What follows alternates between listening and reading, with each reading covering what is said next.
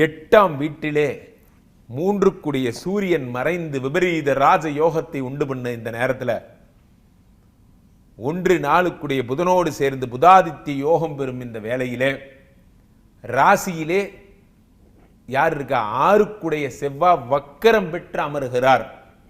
கடனை ஃபுல்லா அடைக்க போறீங்க. நான் அடிக்கடி எல்லாருக்கும் சொல்லுவேன், முன்னுக்கு வர்றது பெரிய கஷ்டமே கிடையாது. முன்னுக்கு வரணும்னு நீங்க நினைக்கணும். நீங்க நினைச்சிட்டே செஞ்சிருவீங்க. ஆனா அதை நினைக்க மாட்டேங்கிறீங்களே, அதான ப்ராப்ளம்.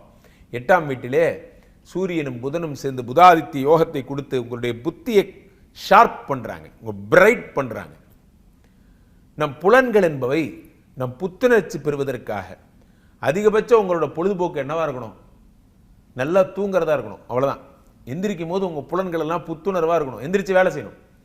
புலன்களை நஷ்டப்படுத்துகின்ற எதுவும் உங்களுக்கு பலன் அளிக்காது.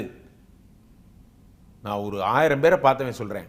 புலன்களை நஷ்டப்படுத்தியவர்கள் வாழ்க்கையை நஷ்டப்படுத்திக் கொள்கிறார்கள். இந்த புலன்கள் என்பவை நாம் மகிழ்ந்து கொண்டாட.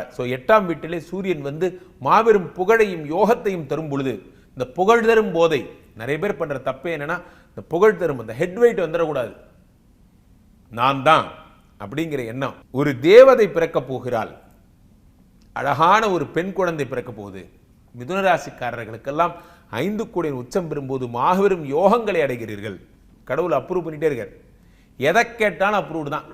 வீடு, வண்டி, வாகனம், குழந்தை, கல்யாணம், எதை கேட்டாலும் அப்ரூவல் அப்ரூவல் அப்ரூவல். காரணம் 5 உச்சம் பெறுகிறான். அதே சுக்கிரன் தான் 12 இருக்கிறான். இல்லற வாழ்க்கை, சில பேருக்கு செக்ஷுவல் ப்ராப்ளம்ஸ் இருக்கும். வெளியே சொல்ல முடியாத பிரச்சனை சார், அதெல்லாம் சொல்லிட்டு இருக்க முடியாது சார், அதெல்லாம் சரியாகும். மோட்டிவேட் ஆகிறதுக்கு வீர அலெக்சாண்டருக்கு அதெல்லாம் நீங்கள் படிக்க வேண்டாம். மோட்டிவேட் ஆகிறதுக்கு நீங்கள் என்று ரொம்ப வருத்தப்பட்டீங்களோ, பணம் இல்லாமல் கஷ்டப்பட்டு கலங்கி நின்னீங்களோ, அந்த நாளை ஒரு நிமிஷம் நினைங்க, நீங்கள் மோட்டிவேட் ஆகிடுவீங்க.